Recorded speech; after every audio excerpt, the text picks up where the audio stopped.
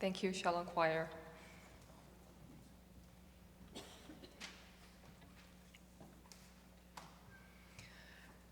It was Halloween not too long ago. When I was a child, I was afraid of ghosts. As I grew up, I realized that people are more scary. The disciples in our Matthew passage yells, "It's a ghost!" and they cried out in fear. But immediately Jesus spoke to them and said, "Take heart, it is I, do not be afraid." Peter answered him, "Lord, if it's you, command me to come to you on the water." He said, "Come." So Peter got out of the boat, started walking on the water, and came toward Jesus. But when he noticed the strong wind, he became frightened, and beginning to sink, he cried out, "Lord, save me!" Jesus immediately reached out his hand and caught him. I've heard sermons on this text that basically come down to commend Peter's faith for getting out of the boat and walking on the sea as Peter, the Seawalker. The problem is that Peter takes his eye off Jesus and his faith falters. But Jesus is there to save him. So the sermon concludes, be courageous, get out of the boat, but keep your focus on Jesus. All right, that may be good encouragement for some people to put their faith into action. But it kind of misses something in the story. After all, when they get back in the boat, the other disciples don't congratulate Peter for doing well and wish him better luck next time. The real hero in the story is Jesus, whom the disciples worship for the first time in Matthew as the Son of God. This passage also needs to be read in parallel with the stilling of the storm account in chapter 8, previous to this one. In the first story, there is a great storm.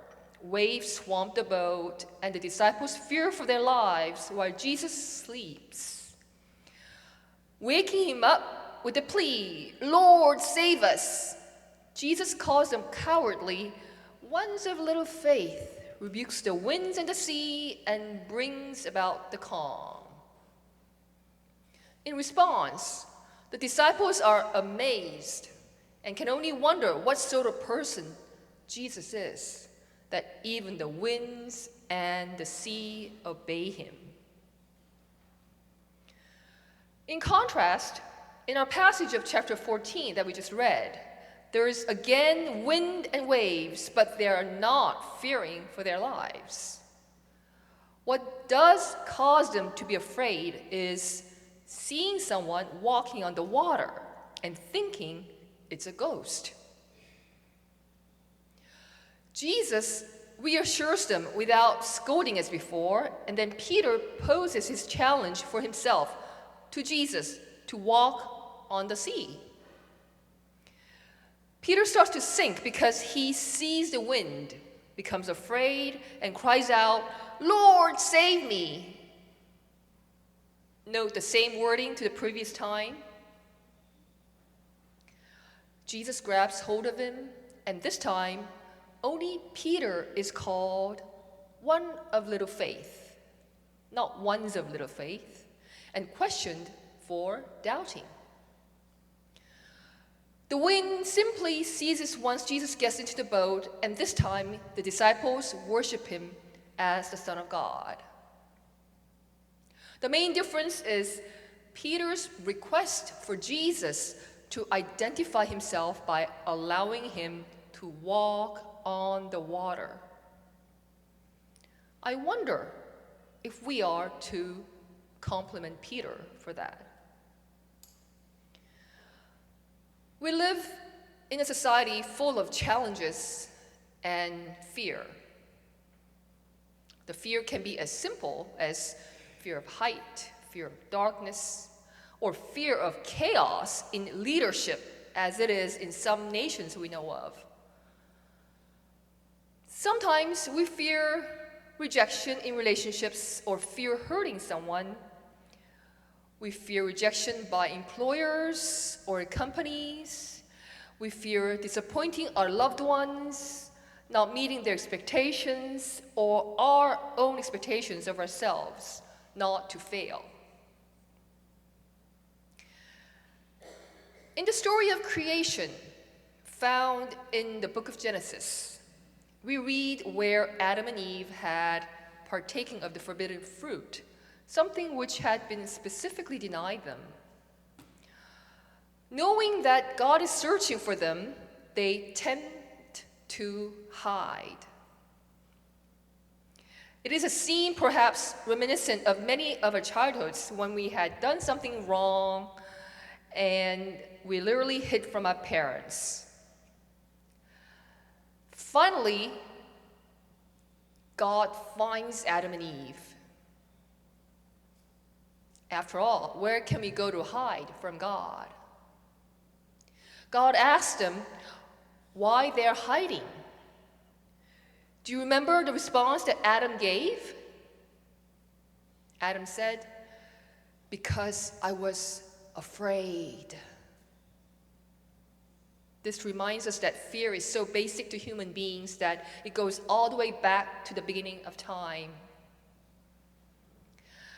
I recently made a survey of what people fear, and some of the answers were fear of aging, fear of dementia, fear of losing a loved one by illness, fear of the environment being destroyed, fear of losing salvation, and etc. Now, what is your ghost? The Greek term used here in our passage, parallel for ghost, does not occur elsewhere in the New Testament. This word represents instinctive superstition rather than a theologically formulated belief, and may reflect the popular belief that evil spirits lived in the sea or that those who had drowned haunted the water. In verse 22, while dismissing the crowd, Jesus made, or compelled, in Greek, the disciples to go ahead of him, probably because, number one, Jesus wanted to be alone to pray. Second, he wanted to escape the crowd with his disciples to get some rest. Third, he may even have wanted to tame a messianic uproar after the feeding of the 5,000, which comes just before this passage, that must have brought chaos among the crowd. Matthew portrays Jesus as firmly in command, and he sends the crowd away. When he sends the crowd away, they go. Jesus is rescuing the disciples from the fear of the uproar of the crowd. Now the Romans divide the night from sunset to sunrise into 4 watches. In some versions, it says that it was the 4th watch of the night. So Jesus' approach to the boat therefore occurred between 3 a.m. and 6 a.m. So at that time, the disciples were terrified, thinking they were seeing an apparition or a ghost. Jesus' imperatives, take heart and don't be afraid, sandwich the central reason. The reason is, it is I. In Jesus' statement to the terrified disciples, take heart, it is I, ego eimi, do not be afraid. The words ego eimi, translated, it is I, in most English versions, reflect the theophanic formula of Exodus 3:14, God revealing himself to Moses. I am who I am.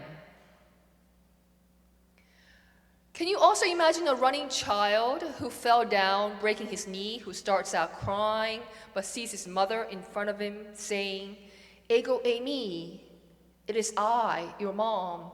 Don't be afraid.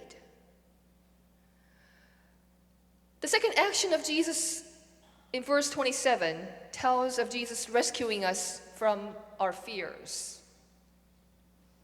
Now, what are your fears in replacement of God?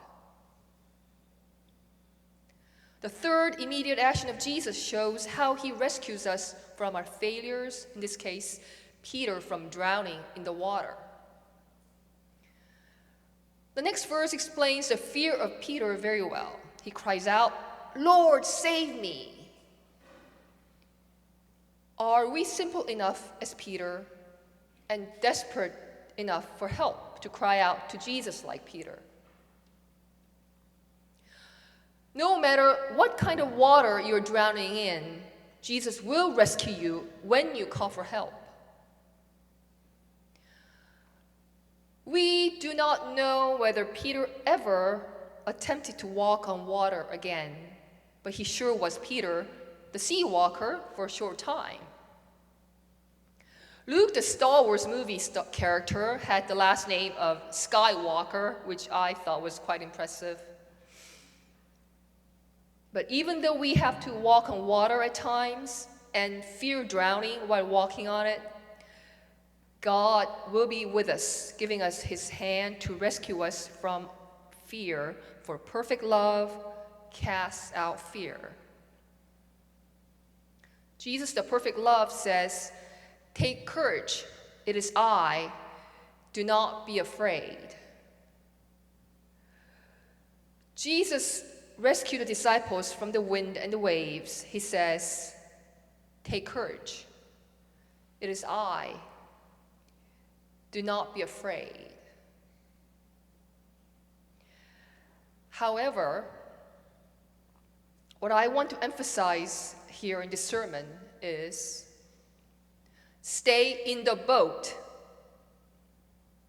Peter's lack of faith, if you will, is not demonstrated by his sinking in the water, which is obeying the laws of nature, but rather in his desire to try walking on the water like the Lord. The advice of stay in the boat is not an advice to not take risks for your faith. It means let God be God.